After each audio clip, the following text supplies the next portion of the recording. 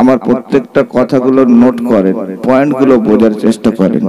আমার দয়ার নবীর ইজ্জত আছে, সম্মান আছে। এই নবীকে কোনো সময় কোন রকম ভাবে কোন অ্যাঙ্গেলে এই নবীকে সম্পর্কের দিক থেকে ডাকা যাবে? ডাকা যাবে না।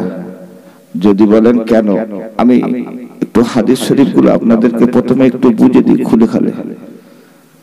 আল্লাহর নবীর প্রথম খলিফা হযরতে আবু বকর রাদিয়াল্লাহু তাআলা আনহু, আল্লাহর নবীর বাল্য জীবনের বন্ধু, আল্লাহর নবীর জওয়ানি হালতের বন্ধু, আল্লাহর নবীর মধ্য বয়সের বন্ধু, আল্লাহর নবীর বিরুদ্ধকারের বন্ধু, এই আবু বকর রাদিয়াল্লাহু তাআলা আনহুর ছোট্ট কন্যা মা আয়েশা রাদিয়াল্লাহু তাআলা আনহার সঙ্গে আমার আল্লাহর হুকুমে বিবাহ শাদী হলো। কার সঙ্গে?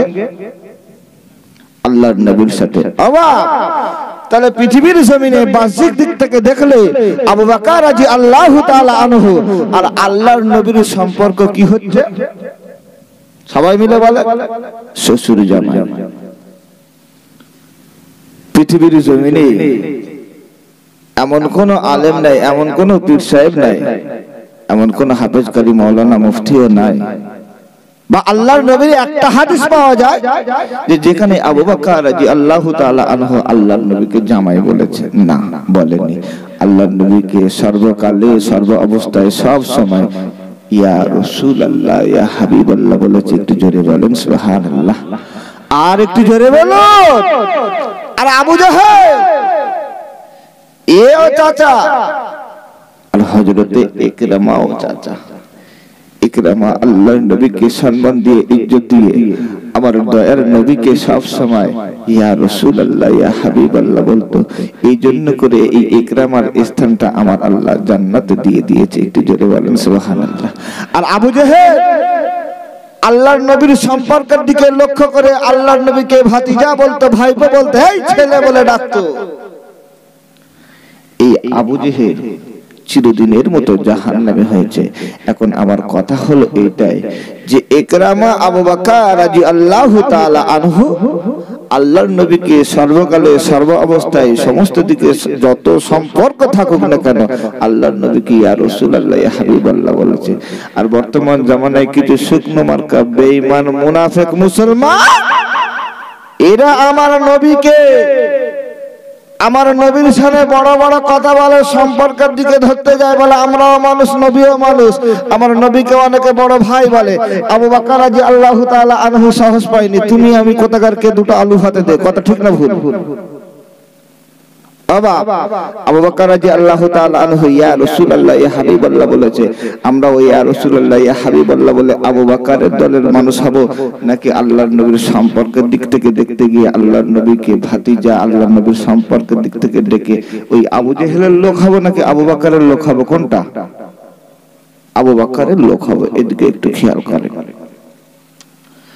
বলো ইয়া রাসূলুল্লাহ ইয়া হাবিবাল্লাহ ইয়া রাসূলুল্লাহ ইয়া হাবিবাল্লাহ।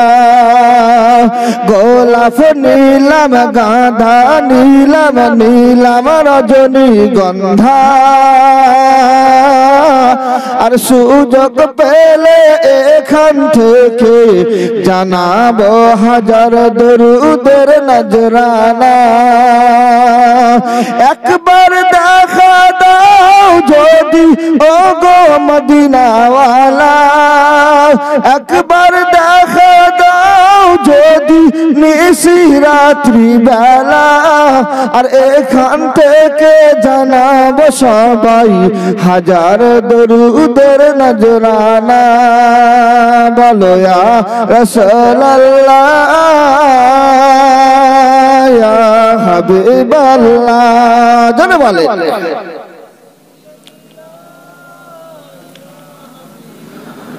সাদা ফুলকে প্রশ্ন করি, তুমি রংটি কোথায় পেলে?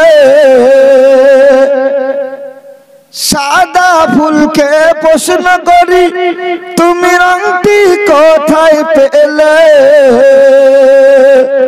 দয়ার নবীর দাঁত মুবারক সাদা ছিল বলে জোরে বলেন সুবহানাল্লাহ আমার আল্লাহ একা লা শারীকা লা আমার আল্লাহর কোনো শরীক নাই আমার দয়ার নবী মদিনার মসজিদে নববীতে বসে আছেন আবু বকর উতবা উতাইবা সাইবা শুকনো মার্কায় বেঈমানেরা আমার আল্লাহর নবীকে এসে প্রশ্ন করে অপমান করে লাঞ্ছিত করে এ মুহাম্মদ আমাদের সকলের বংশের পরিচয় আছে তোমারও বংশের পরিচয় আছে তোমার আল্লাহর বংশের পরিচয় কি তোমার আল্লাহর পিতার নাম কি সকলে বলেন নাউজুবিল্লাহ এটি জোরে বলেন নাউজুবিল্লাহ আমার আল্লাহর পিছনে লেগেছে আমার নবী মন খারাপ করেছে আমার আল্লাহ কোরআনের আয়াত নাযিল করে দিল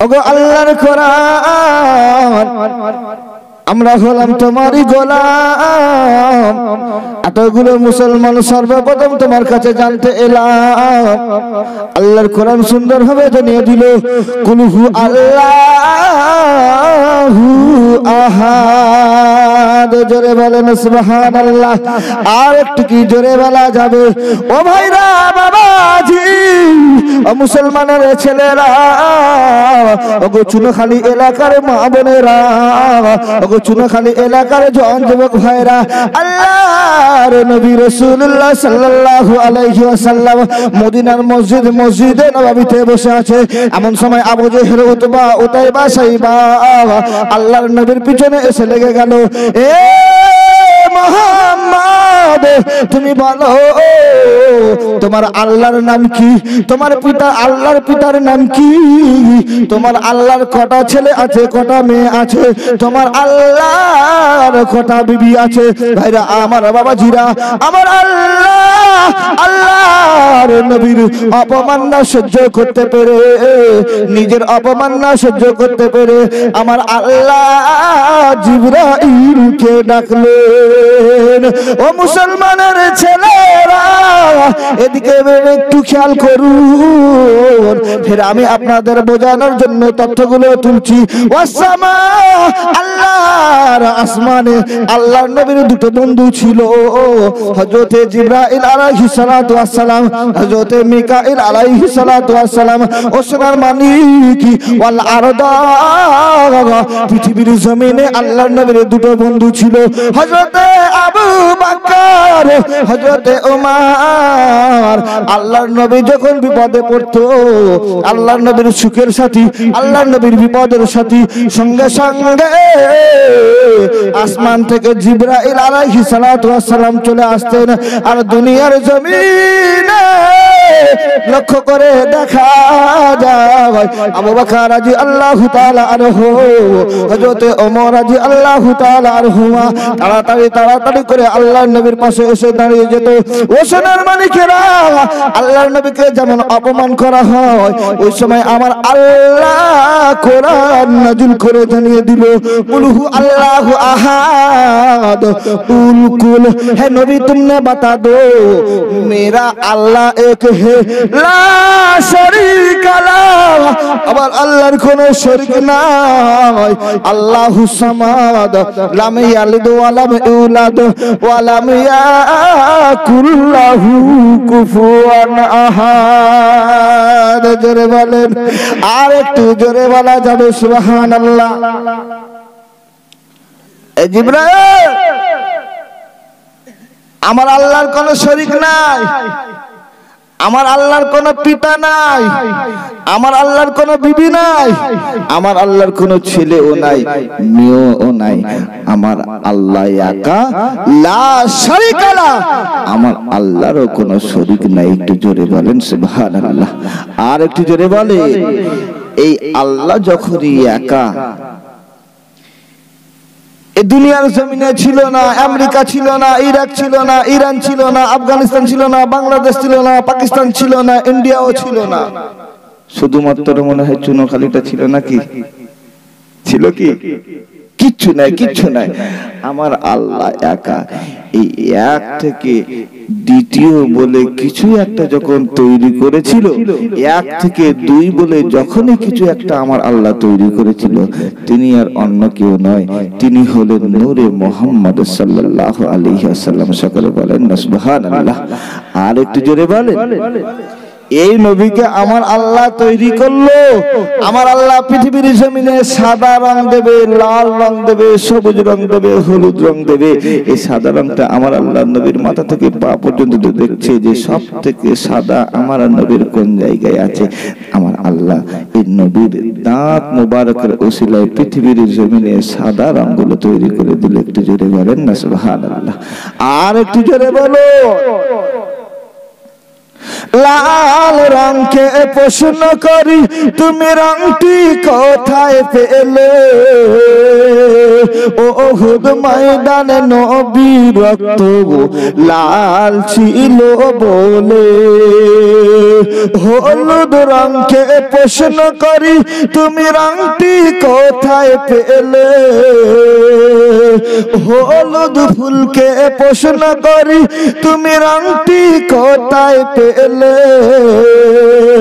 দয়ার নবীর নুরানি চেহারা হলুদ ছিল বলে। সবুজ রঙকে প্রশ্ন করি, সবুজ পাতাকে প্রশ্ন করি, তুমি রংটি কোথায় পেলে? দয়ার নবীর রওজা মুবারক সবুজ আছে বলে। কালো রঙকে প্রশ্ন করি, তুমি রংটি কোথায় পেলে? দয়ার নবীর চুল মুবারক কালো ছিল বলে। তাই সাদা হলুদ লাল সবুজের দোকান থেকে ফুলের মালা নিয়ে গেঁথেছে ছেলেরা মালা। আর এখান থেকে দাঁড়িয়ে জানাবো হাজার কিয়ামের নজরানা। একবার দেখা দাও যদি ও গো মদিনাওয়ালা, একবার দেখা দাও যদি ও গো কমলিওয়ালা, একবার দেখা দাও যদি নিশিরাত্রি বেলা। আর এখান থেকে সবাই মিলে জানাবো হাজার দরুদের নজরানা। বলো ইয়া রাসূলুল্লাহ, জোরে বলে।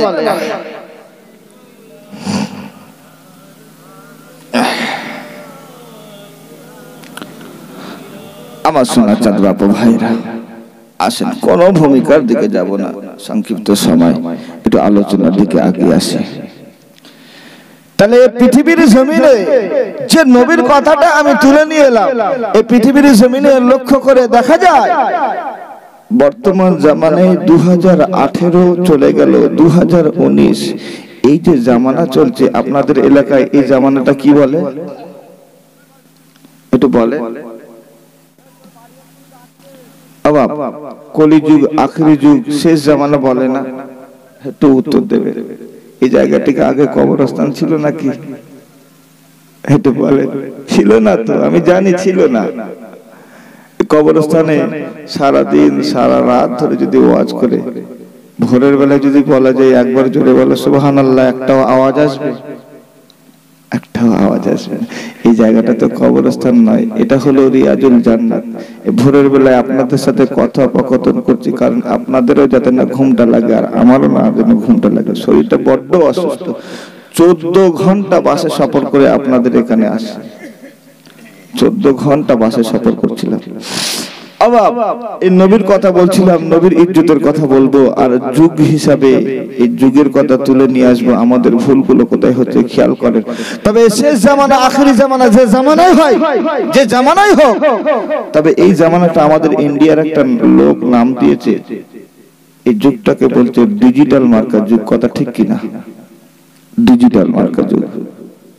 আবার এই ডিজিটাল মার্কা যুগ কি ইন্ডিয়া কি বাংলাদেশ কি পাকিস্তান কি ইরাক কি ইরান, গুজরাটি, মিরাটি, মারাঠি, বাঙালি, বিহারি, কুচবিহারি, আহমেদাবাদী, সেকেন্দ্রাবাদী, হায়দ্রাবাদী, মুর্শিদাবাদী, যাই বলেন, যেখানেই বলেন, তাম পৃথিবী জুড়ে 228টা রাষ্ট্র আছে, 228টা দেশ আছে। তার মধ্যে 750 কোটি মানুষ বসবাস করে। এই 750-র মধ্যে কিছু কম বেশি 300 কোটি মানুষ মুসলমান মানুষ আছে। বাকি সব হিজিবিজি যা যেখানে আছে বাকি সব আছে। তাহলে এটাই আমি আপনাদেরকে বোঝাতে চাচ্ছি যে 2019-এ আমরা যারা মুসলমান আছি, আমরা যারা মুহাম্মাদান আছি, আমরা সকলে কোন নবীর উম্মত? আমার নবীর নামটা বলেন সবাই মিলে। মুহাম্মদুর রাসূলুল্লাহ সাল্লাল্লাহু আলাইহি ওয়াসাল্লামের উম্মত। এই চুনাখালীর জমিনে, বাসন্তীর জমিনে, গোসাবার জমিনে, ক্যানিং এর জমিনে, সরবেরের জমিনে, মোল্লাখালী, রাধানগর, কচুখালী, ঝিঙাবাদ, চুনাখালী, যাই বলেন না কেন, এই কোন একটা জায়গার মুসলমান বলতে পারবে এই যে 2019 আমি মুসা নবীর উম্মত? পারবে না, পারবে না। তাহলে লক্ষ্য করে খেয়াল করে দেখা যায় আমার আব্বু আমার আব্বা রাস্তায় দাঁড়িয়ে মার খাচ্ছে, রাস্তায় দাঁড়িয়ে অপমান হচ্ছে, আর আমরা যারা 40 জন, 50 জন, 100 জন এখানে আছি, মনে করেন সকলে আমার আব্বার সন্তান। আমরা সবাই বেঁচে আছি, মরিনি, এখনো বেঁচে আছি। আমার আব্বাকে কেউ যদি গালাগালি দিচ্ছে রাস্তায় দাঁড়িয়ে, কেউ যদি অপমান করছে, কেউ মারছে, সন্তান হিসেবে আমাদের প্রতিবাদ করা দরকার আছে কিনা?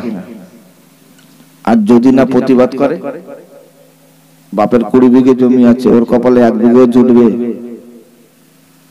যদি জোটে তাহলে মারামারি করে নিতে হবে আব্বার কাছ থেকে, নাকি? নাই। তাহলে এটাই আমি আপনাদেরকে বোঝাতে চাচ্ছি, বর্তমান জামানায় এ নবীর পিছনে দুশমন লেগে গেছে, এ নবীর সামনে বড় ছোট কথা বলা হয়। ভাই আমার, বাবাজি আমার, এই নবীর ইজ্জত যখনই হানি হবে, এই নবীর উপরে যখনই আক্রমণ হবে, কোরআনের উপরে যখনই আক্রমণ হবে, ইসলামের উপরে যখনই আক্রমণ হবে, তখন উম্মতি মুহাম্মাদি যারাই আমরা আছি আমাদেরকেই আগে রুখে দাঁড়াতে হবে। কি হাফেজ কারি, মাওলানা মুফতি, মুহাদ্দিস সাহেব, আর কি সাধারণ মানুষ? কথা ঠিক কিনা? অবশ্যই অবশ্যই। সে জামানায় যেমন আল্লাহর নবীর পিছনে দুশমন ছিল, এই জামানায় আল্লাহর নবীর পিছনে একই ভাবে দুশমন থাকবে থাকবে থাকবে। তবে এই জামানায় আপনারা খুব ভালো করে জানেন, ওয়াজ নসিহতে বারবার শুনেছেন যে আখেরি জামানা আসবে। আল্লাহর নবী বলেছেন যে যে জামানায় লক্ষ্য করে দেখা যাবে যে কিয়ামতের ময়দানে, হাসরের ময়দানে এক শ্রেণীর আলেম সবার আগে জাহান্নামে যাবে। কথা ঠিক কিনা? সবার আগে জাহান্নামে যাবে। আর এই 2019-এর দিকে একটু লক্ষ্য করুন, যারা ইন্টারনেট বোঝে, যারা হোয়াটসঅ্যাপ বোঝে, যারা ফেসবুক বোঝে, যারা ইউটিউব বোঝে, যারা টুইটার বোঝে, যারা ইন্টারনেটের মধ্যে থাকে, আপনারা লক্ষ্য করে দেখবেন আমার নবীর সামনে ছোট বড় কথা বলে হোয়াটসঅ্যাপের মধ্যে, ইন্টারনেটের মধ্যে ছেড়ে দিচ্ছে। কোরআনটাকে আগুনে পোড়ানো হচ্ছে, কোরআনের সামনে কোরআনের উপরে দাঁড়িয়ে পিছাব করে দেওয়া হচ্ছে, কোরআনের উপরে মদ ঢেলে আগুন লাগিয়ে দেওয়া হচ্ছে। এই মুসলমানের মুখে সব ফেভিকল আটা দিয়ে বসে আছে, কোনো প্রতিবাদ নেই। কথা ঠিক কিনা? এক শ্রেণীর আলেম রাস্তায় দাঁড়িয়ে মার খাচ্ছে, আর কিছু সাধারণ মানুষ এরা কম্বলের ভিতরে আজও শুয়ে আছে। এটাই বোঝাতে চাচ্ছি, এই আলেম ওলামা যারা মার খাচ্ছে, এরা শুধু উম্মতি মুহাম্মাদি নয়। চুনাখালী যতগুলো একটা পাগল যদি থাকে, মুসলমান নামে যদি তাকে ডাকা হয়, সেও উম্মতি মুহাম্মাদি। কথা ঠিক কিনা? সবাই উম্মতি, আমরা মুহাম্মাদি। আমাদেরকে রুখে দাঁড়াতে হবে। যে আল্লাহর নবীর পিছনে দুশমনি করুক না কেন, সে মক্কা শরীফের ইমাম সাহেব হলেও আমরা ছাড়বো না। কথা ঠিক না ভুল? আজকে পৃথিবীর জমিনে লক্ষ্য করে দেখুন, আল্লাহর নবীর এই হাদিসটার উপরে আমি আলোচনা করব। আল্লাহর নবী বলেছেন যে শেষ জামানা, আখেরি জামানা, ডিজিটাল জামানা, ওই জামানায় লক্ষ্য করে দেখা যাবে আমি নবী মুহাম্মদুর রাসূলুল্লাহ, আমার পিছনে বেশি আলেম ওলামারাই দুশমনি করবে। আজকে পৃথিবীর জমিনে 100%-এর মধ্যে 80% আলেম ওলামা, যারা মাথায় টুপি পরে, মুখে দাঁড়িয়ে আছে, জুব্বা পরে, লম্বা জামা পরে, এরাই আমার নবীর পিছনে আগে দুশমনি করছে। সাধারণ মানুষের মনটা এরাই ভেঙে দিচ্ছে। আপনারা লক্ষ্য করে দেখেন, আমি তো দেখেই অবাক। গত 4 দিন আগে এই ভিডিও শুটটা যখন আমি দেখলাম, পুরো মাথাটা আউট হয়ে গেল। এই বাংলাদেশের একটা মসজিদের ইমাম সাহেবের আদর্শ এমন হবে, সাধারণ মানুষরা তার দেখে শিখবে। তো কথা ঠিক কিনা? আর ওই বেঈমান মার্কা মুনাফিক মুসলমান ও কি বলছে জানেন? লা ইলাহা ইল্লাল্লাহ उसके बाद মুহাম্মাদুর রাসূলুল্লাহ পড়না হারাম है। আল্লাহর নামের সাথে যে মুহাম্মাদুর রাসূলুল্লাহর নামটা জুড়বে, ওই লোকটা মুনাফিক হয়ে যাবে, ওই লোকটা মুশরিক হয়ে যাবে, ওই লোকটা কাফের হয়ে যাবে, ওর নামাজ রোজা ওর ইবাদত সব বরবাদ হয়ে যাবে। বিশ্বাস করবেন আপনারা, মানবেন কথাটা? লা ইলাহা ইল্লাল্লাহ মুহাম্মাদুর রাসূলুল্লাহ। আর স্বয়ং পৃথিবীর জমিনের কোন মানুষ বলেনি। সবার আগে যে মানুষটা বলেছিল, সবার আগে যে মানুষটা লা ইলাহা ইল্লাল্লাহ মুহাম্মাদুর রাসূলুল্লাহ পড়েছিল, তিনি আর অন্য কেউ নাই, তিনি হলেন আদম আলাইহিস সালাতু ওয়াস সালাম। একটু জোরে বলেন সুবহানাল্লাহ। আর তুমি কোথাকারকে দুটো আমরা ভাতে দে, তুমি কালকের মসজিদের ইমাম সাহেব হয়ে আজকে বুকের পাটা এতই বেড়ে গেল যে বলে দুয়ার মধ্যে লা ইলাহা ইল্লাল্লাহ মুহাম্মাদুর রাসূলুল্লাহ পড়লে ওর দুয়াটাই কবুল হবে না, ওর নামাজটা ফাসক হয়ে যাবে। বলে কি বলে না? বলে কি বলে না? লা ইলাহা ইল্লাল্লাহ এটা আমার আল্লাহর গুণকীর্তন। নেই কোন মাবুদ আল্লাহ ছাড়া। মুহাম্মাদুর রাসূলুল্লাহ তিনি হলেন আমার আপনার আল্লাহ প্রেরিত রাসূল এবং বান্দা। কথা ঠিক না ভুল? কথা ঠিক না ভুল? তাহলে লক্ষ্য করে দেখা যায় আজকে কিছু আলেম সমাজের জন্য সাধারণ মানুষরাও ভুল ভ্রান্তির মধ্যে পড়ে যাচ্ছে। লক্ষ্য করে দেখা যায় কিছু আলেমের জন্য সাধারণ মানুষের ঈমান হারিয়ে যাচ্ছে। কথা ঠিক না ভুল? আর এলাকার লোকরা ঈমানওয়ালা লোক ছিল। গরুর দড়ি খুলে বাঁশের গায়ে বেঁধেছে, খুঁটির গায়ে বেঁধেছে। তোর এত বড় সাহস কে দিল? কে দিল বল? তুই আল্লাহর নবীর নামটা আমার আল্লাহর নামের পাশ থেকে কেটে দিচ্ছিস, কে দিল বল? উদ্যম পাদনাম মারছে, মেয়েরা ঝাঁটা দিয়ে, ছেলেরা জুতো দিয়ে ইচ্ছা মতো খেলাচ্ছে, কেলিয়ে ক্যালেন্ডার বানিয়ে দিয়েছে। অবশেষে কি বলছে জানেন? ও মসজিদের ইমাম সাহেব কি বলছে জানেন? বলে আমি উপর মহল থেকে মাসে মাসে 50,000 করে টাকা পাই, বিনিময়ে আমার বলে দেওয়া হয়েছে যে মানুষের মুসলমান থাক, ওরা মুসলমান থাক, কোনো দুঃখ নাই, কোনো দুঃখ নাই, তবে ওদের ভিতর থেকে ঈমানটা তুলে নিতে হবে, মুহাম্মাদুর রাসূলুল্লাহর নামটা তুলে নিতে হবে। ওই জন্য করে আমি এই কথাগুলো বলে বেড়াচ্ছিলাম। বুঝতে পারছেন? ঠেলার নাম বাবাজি বলে না, ঠেলাই পড়লে তারপরে ওই বিড়াল গাছে ওঠে বলে না, ও ঠেলাই পড়ে তখন স্বীকার করছে। আমি এটাই বোঝাতে চাচ্ছি, এদের থেকে দূরে থাকো। খাওয়া হয় না, এলাকায় ভিক করে খাবো তাও ভালো, কিন্তু বাইরে থেকে যে টাকাগুলো আসে ওইগুলো নিয়ে আমরা খাবো না। দাদা হুজুর কেবলার মত পথের মানুষ আমরা, 5 হুজুর কেবলার মত পথের মানুষ আমরা। পৃথিবীর জমিনে যদি করে একটা বেঈমান মার্কা মুনাফিক মুসলমান যদি আমার এই দাদা পীরের একটা ভুল ধরে দেখাতে পারে, খোদার কসম করে বলছি এই মাইকে আর জীবনে মুখ দেবো না। আর সে যদি হিন্দু হয় আমি তার ধর্মে চলে যাব। এত বড় কথা বলে যাচ্ছে।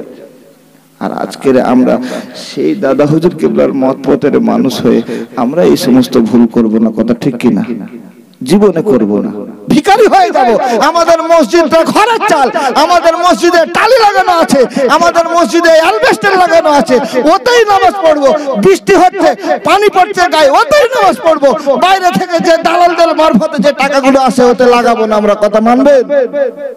কারণ এটা নবীর দুশমন, এরা নবীর দুশমন, এদের টাকা আমরা নেব না। আজকে কি চলছে? আজকে এক শ্রেণীর আলেম আমরা যারা আছি, আমরা যারা বক্তা, আমরা ওয়াজ করতে আসি, আমরা আপনাদের কাছ থেকে টাকা চেয়ে নি, ভাই 5,000 টাকা দিতে হবে। কথা ঠিক না ভুল? ও ভাই কষ্ট করে নিচ্ছি, চেয়ে নিচ্ছি, হালাল আছে নিশ্চয়। আর এক শ্রেণীর আলেম আছে এত বড় বেঈমান, এরা কি করে জানেন? বিভিন্ন মাদ্রাসা, বিভিন্ন মসজিদের নাম করে এরা বাইরে গিয়ে ইচ্ছা মতো বিল কাটছে। বাপরে বাপ, শালা যেন বাপের বাড়ির জীবনে এদের শালা, এদের জানোয়ার বললেও কোনো সময় আপনার গুনাহ হবে না, বরং নেকি হবে। কারণ এরা আমার আল্লাহর নবীর দুশমন। এরা সেই নবীর ঘর, এই নবীর ঘর, এই আল্লাহর ঘরের নামে টাকা পয়সা তুলে নিয়েছে। ওর 2 বিঘে জমি নেই, 2 বছর পরে 40 বিঘে জমি হয়ে গেছে। কথা ঠিক না ভুল? ও ভাই, কথাগুলো খেয়াল করেন। নবীর পিছনে লেগে টাকা ইনকাম করে না, আমার আল্লাহর সাথে দুশমনি করে না। কারণ এই নবীর হাতে, এই আল্লাহর হাতে জান্নাত আর জাহান্নামের ফয়সালা। কথা ঠিক না ভুল? আমরা কিয়ামতের ময়দানে আল্লাহর সামনে দাঁড়িয়ে বলতে পারবো, আল্লাহ নবীর পিছনে লাগিনি, উম্মতি মুহাম্মাদি কুল্লু মুসলিমুন আইখান। আমার মুসলমান ভাইদের কাছে আমরা হাত পেতে আমরা মুখ দিয়েছে, আল্লাহ 2000 টাকা, 5000 টাকা, 10,000 টাকা চেয়ে নিয়েছি, তারা খুশি মনে দিয়েছিল। আল্লাহ ওই টাকায় আমরা খাওয়া দাওয়া করেছি, আমরা মরণ হয়েছে, ইন্তেকাল হয়েছে, কবরে চলে গেছি। আর ওরা কি জবাব দেবে? এতিমদের টাকাগুলো গুড়িয়ে নিয়ে এসে খাচ্ছে, ওরা কি জবাব দেবে? মুহাম্মদুর রাসূলুল্লাহর পিছনে লেগে হাই রে হাই, তুমি উম্মতি মুহাম্মাদি, আর তুমি সেই নবীর নামটা কেটে বাদ দিয়ে তুমি 50,000 টাকার লোভে তুমি নবীর নামটা কেটে বাদ দিয়ে দিলে। নবীর পিছনে আবু জেহেল লেগেছে। তুমি পড়োনি হাদিস শরীফের মধ্যে, কুরআনের মধ্যে পড়োনি, ইসলামের ইতিহাস, তারিখে ইসলাম কিতাবগুলো কি পড়োনি যে আবু জেহেল, উতবা, উতাইবা, সাইবা, সেই জামানার বড় বড় মুনাফিকরা, আব্দুল্লাহ ইবনে উবাই, সারা জীবনের মতো লকাব নিয়ে, সারা জীবনের মতো বদলাবের নাম নিয়ে মুনাফিক হয়ে সারা জীবনের মতো জাহান্নামী হয়ে গেল। তুমি কি পড়োনি এগুলো? পড়োনি? আজকে তুমি আলেম হয়েছে, তোমাকে সাধারণ মানুষরা সম্মান দেয়, তুমি যখন তাদের বাড়িতে যাও জামাই আদরে খাওয়াই। কথা ঠিক না ভুল? আজকে তোমার ঈমানটা তুমি বাঁচিয়ে রাখো ভাই, আর সাধারণ মানুষের ঈমানটা বাঁচানোর চেষ্টা করো। কারণ এই নবীর সম্মান, এই নবীর ইজ্জত আমার আল্লাহ দিয়েছে। একটু জোরে বলেন না সুবহানাল্লাহ। ও ভাই, আমরা সকলে জানি যে আল্লাহ নবী রাসূলুল্লাহ সাল্লাল্লাহু আলাইহি ওয়াসাল্লাম, আমার দয়ার নবীর কন্যা সন্তান ছিল 4 জন, তাই না? 4 জন। আর পুত্র সন্তান কজন ছিল? 2 জন ছিল, আব্দুল্লাহ, ইব্রাহিম। ভূমিষ্ঠ হওয়ার পরে, পৃথিবীর জমিনে আসার পরে ইন্তেকাল হয়ে গেছিল।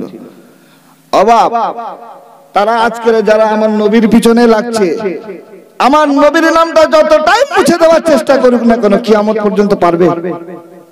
কারণ সে জামানায় আবু জেহেল ইচ্ছা মতো চেষ্টা করেছিল, পারেনি। আর এই জামানায় ওরাও পারবে না। কারণ আল্লাহর নবীর পিছনে লাগতে লাগতে একদিন আল্লাহর নবীকে এই আবু জেহেল এসে খাঁটিয়ে ফেললো। আল্লাহর নবীকে খাঁটিয়ে দিল। কি বললো? হে মুহাম্মদ, তুই হলি লেজ কাটা। এই ভাতিজা, তুই লেজ কাটা, নির্বংশ। আবার নবীকে কষ্ট দিতে লাগলো। আল্লাহর নবীকে বলছে নির্বংশ, যেহেতু কেউ নাই, কে নাই? 2 সন্তান ছিল, ছেলে নাই। বলতে হে, তুই যে চলে যাবি, আর তুই যে আল্লাহ আল্লাহ আল্লাহ আল্লাহ জিকির করে যাচ্ছিস, এই আল্লাহর নামটা কি আগে নিয়ে যাবে? আর তুই যে ইন্তেকাল হয়ে যাবি, এই ইন্তেকালের পরে তোর বংশটা কি করে থাকবে, তোর নামটা কি করে থাকবে? আমার দয়ার নবীকে যখন এরকমই অপবাদ দিল, নির্বংশ, লেজ কাটা বলে যখন অপবাদ দিল, আমার দয়ার নবী কাঁদছেন। আমার নবী কাঁদছেন। আমার নবীকে সেই জামানায় আল্লাহ জয় করেছে। আর এই জামানায়ও মুজাদ্দিদ জামান আবু বকর রহমাতুল্লাহ আলাইহির মতো কোন একটা মানুষকে আমার আল্লাহ পাঠিয়ে এই নবীর নামও জিন্দা রাখবে। একটু জোরে বলেন না সুবহানাল্লাহ। আর একটু জোরে বলে। ও ভাই, চুনাখালী একটা লোকের ছেলে দেখান তো যে 21টা ছেলে আছে। তা আমার আল্লাহ কেন ফুরফুরার জমিনে ওই মুজাদ্দিদ জামানের ঘরে একটা মানুষের কেন 21টা ছেলে দিল? বুঝতে পারছে? কারণ এই নবীর নামটা আমার আল্লাহ কিয়ামত পর্যন্ত জিন্দা রাখবে বলে। একটু জোরে বলেন না সুবহানাল্লাহ। আর একটু জোরে বলে। একটু গিয়ে দেখে আসেন আপনাদের ঘরে কি দরকার আছে, কি দরকার আছে। এখান থেকে যদি আমাদের হুজুর কেবলা এসেছেন, আমাদের মাথার তাজ, এখন থেকে নিয়ে যদি 500 বছর বসে খায়, ওনাদের যে সম্পত্তি আছে, আপনাদের জিন্দেগিতে 1 টাকা দিতে হবে না, যে সম্পত্তি আছে শেষ হবে না, শেষ হবে না। দেখেন কেমন বাচ্চাদের মধ্যে এসে পড়ে আছে, কেমন বাচ্চাদের মধ্যে এসে শুয়ে আছে। দেখেন এত কষ্ট করে এনারা, এত কষ্ট করে কিসের ওসিলায়? যাতে আমার আপনার মতো সাধারণ মানুষদের ঈমানটা না নষ্ট হয়ে যায়, আমরা রাসূল ভালো না হয়ে যায়, আমরা আল্লাহ ভালো না হয়ে যায়। কথা ঠিক না ভুল? এত কষ্ট করে। আওলাদে রাসূল তারা। এই রাসূলের মান সম্মান, এই রাসূলের নামটা আমার আল্লাহ কিয়ামত পর্যন্ত রাখবে। আল্লাহর কোরআন বলছে, আবু জেহেল যতই পিছনে লাগুক, মসজিদের ইমাম যতই পিছনে লাগুক, গোপ চাচা যতই মৌলানা পিছনে লাগুক, যেই লাগুক না কেন, আমার আল্লাহ কারণ না কারোর দ্বারাই আমার আল্লাহর নবীর নামটা কিয়ামত পর্যন্ত জারি রেখে দেবে। একটু জোরে বলেন।